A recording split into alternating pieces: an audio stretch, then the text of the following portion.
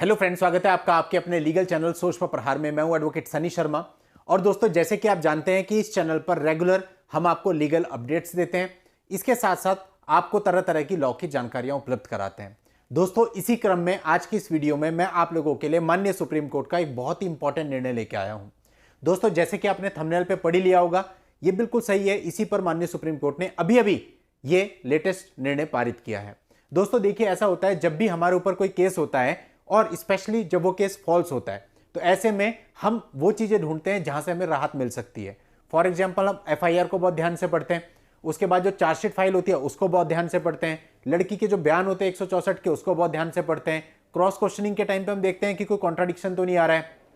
कहने का मतलब, इन सारी चीजों को देखते हैं और अगर इसमें हमें कोई विसंगतियां यानी हमें कोई कॉन्ट्राडिक्शन मिल जाता है तो उसका हम फायदा उठाते हैं और उसी आधार पर कई बार हम क्वेश्चनिंग में भी जाते हैं या फिर हम डिस्चार्ज के लिए भी बोलते हैं कि देखिए, लड़की ने एफआईआर में कुछ और लिखा है लेकिन 164 के बयान में कुछ और कह दिया। और दोस्तों, ये किसी भी मामले में हो सकता है। तो दोस्तों, इस पर माननीय सुप्रीम कोर्ट ने अभी हाल ही में ये निर्णय दिया है। अब दोस्तों, आगे बढ़ने से पहले मैं आपको इस पूरे मामले के तथ्य बता दूंगा ताकि आपको समझ में आए कि यह मामला क्या था और इस पर सुप्रीम कोर्ट ने क्या निर्णय लिया है, जिसका प्रभाव आप लोगों पर किस प्रकार से पड़ा। बहुत इंपॉर्टेंट वीडियो है दोस्तों, आखिरी तक बने रहिएगा। और अगर आपने अभी तक भी हमारे चैनल को सब्सक्राइब नहीं किया है तो चैनल को सब्सक्राइब करके नोटिफिकेशन बेल पर जरूर क्लिक कर लें, क्योंकि इस प्रकार की वीडियोज हम आप लोगों के लिए रेगुलर लेकर के आते रहते हैं। दोस्तों, इस मामले में सबसे पहले एफआईआर दर्ज हुई, उसके बाद चार्जशीट फाइल हुई section 354, section 376 of IPC and 5,6 of POCSO act में, यानी कि एक क्रिमिनल मामला था। इसको आप 498 एक्ट के रिगार्डिंग भी समझ सकते हो क्योंकि वो भी एक क्रिमिनल मामला होता है, 420 के रिगार्डिंग भी समझ सकते हो, वो भी एक क्रिमिनल मामला होता है। क्योंकि दोस्तों, जो ये बात कही गई है ये सभी के लिए सेम प्रकार से एप्लीकेबल होगी। अब दोस्तों, जो आरोपी था उसने क्या किया, कोर्ट में एक डिस्चार्ज की पिटीशन लगाई कि भाई मेरे पे आरोप नहीं बनते, और उसका आधार यह लिया कि एफआईआर में कुछ भी ऐसा नहीं है जो कि 376 के आरोप की पुष्टि करे, और जो लड़की के 164 के बयान है वो उसके एफआईआर के बयान से विपरीत। और दोस्तों, कोर्ट ने उसकी याचिका खारिज कर दी। अब दोस्तों, उसने इसके खिलाफ एक याचिका हाईकोर्ट में डाली, हाईकोर्ट ने भी दोस्तों उसकी याचिका खारिज की। अब वो आया माननीय सुप्रीम कोर्ट में। उसका तर्क यह था कि प्राथमिकी जो है यानी जो एफआईआर है उसमें कहीं भी ऐसा कुछ नहीं है कि 376 बनता हो। अब इस पर अदालत ने कहा कि जो प्राथमिकी है वो बहुत इनिशियल स्टेज होती है, लेकिन जो अभियोजक ने अपने 164 के बयान दिए हैं उसमें जो आरोप उसने लगाए हैं वो 376 के समान है। यानी कुल मिला के आरोपी का तर्क यह था कि भाई उसने जो एफआईआर दर्ज कराई उसमें बयान अलग है और उससे 376 भी नहीं बनता, और जो 164 के बयान है वो बिल्कुल अलग है, वहां पर वो कुछ और कह रही है।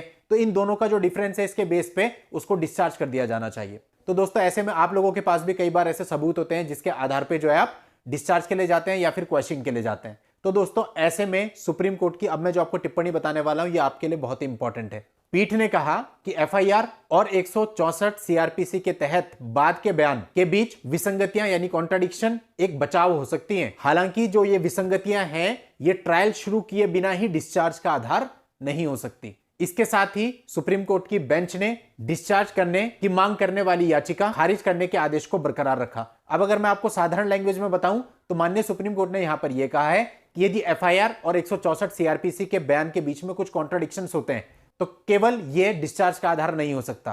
तो दोस्तों, ये बहुत इंपॉर्टेंट निर्णय है क्योंकि बहुत सारे लोग हैं जो डिस्चार्ज में जाते हैं, क्वेश्चनिंग में जाते हैं, केवल इस आधार पर जाते हैं कि 164 के बयान और एफआईआर के बीच में उसके बयानों में डिफरेंस है। तो ये केवल आपके बचाव का आधार हो सकता है, यानी जब ट्रायल चलेगा आप इस बात को रख सकते हो, इससे लाभ उठा सकते हो, लेकिन इनिशियल स्टेज पे ही आपकी एफआईआर को क्वैश करने में या डिस्चार्ज करने में आपका नाम ये आपको लाभ नहीं देगा। तो दोस्तों, इस प्रकार के निर्णय से बहुत कुछ हमें सीखने को मिलता है। और दोस्तों, आप लोगों की हेल्प के लिए जजमेंट का लिंक आपको इस वीडियो के नीचे डिस्क्रिप्शन में मिल जाएगा, वहां जाकर के आप इस पूरे जजमेंट को पढ़ सकते हैं, कॉपी और डाउनलोड कर सकते हैं। नेक्स्ट वीडियो में नई लीगल जानकारी के साथ मैं आपसे फिर मिलता हूं, तब तक के लिए goodbye and thank you for watching. Take care.